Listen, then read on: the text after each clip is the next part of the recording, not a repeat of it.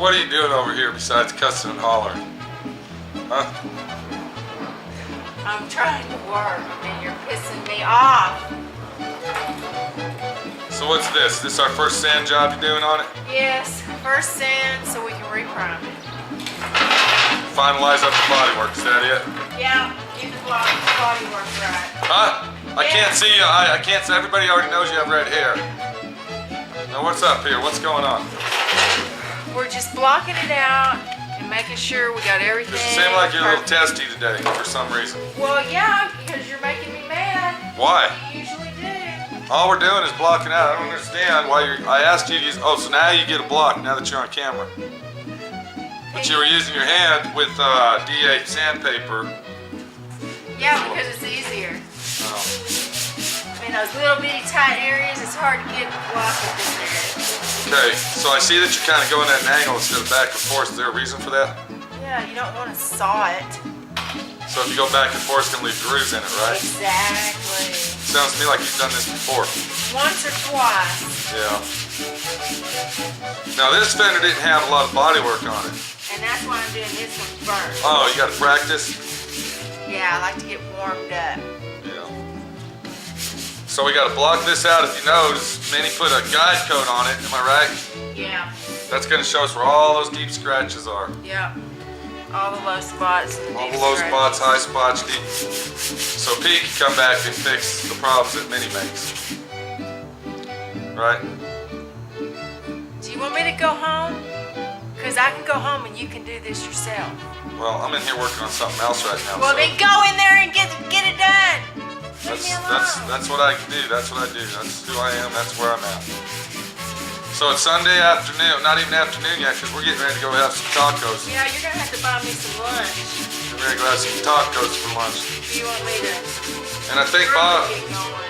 I think Bobby's gonna like his desk. What do you think? Now we did do a lot of body work down here. What do you think about that? You checked it out? Did you see what it looks? No, I haven't got down there yet, but How's it it looks feel? good. It looks really good. I'd really appreciate it if you took your wedding ring off, baby. You know, while you're sanding.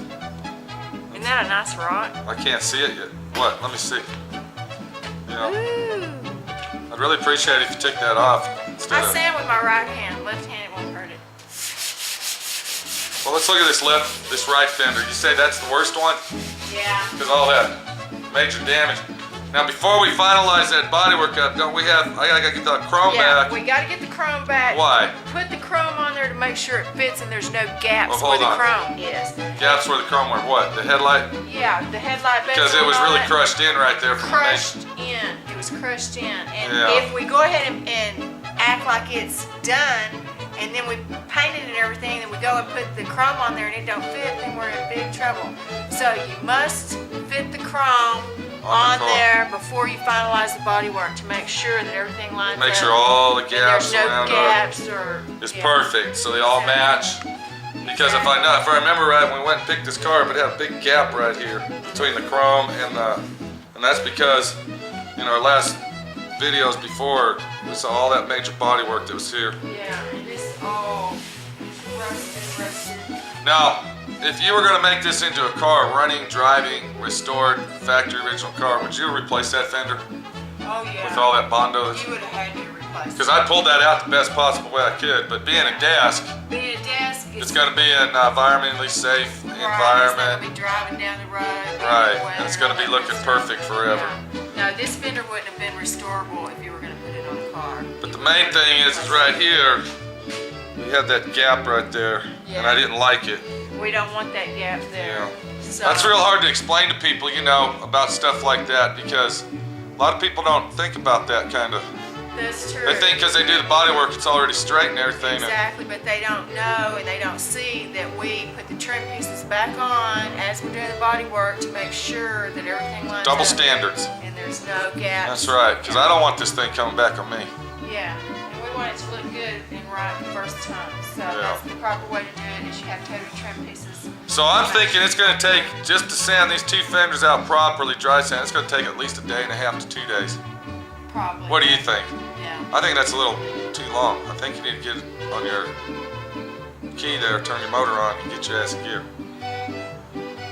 What do you think? I'm going to get it done just as fast as I can get it Well, you know what? Let's quit bullshitting Let's get to work. And I'm gonna come back and check that fender because I'm thinking that you're kind of scamming on me here using the DA sandpaper with your hand. I see down there hidden underneath your handy dandy roll around cart. What do you think of that? Yeah, that's It'll what I be thought. done right. Don't worry about it. Well, let's get it done, okay? All right. Please.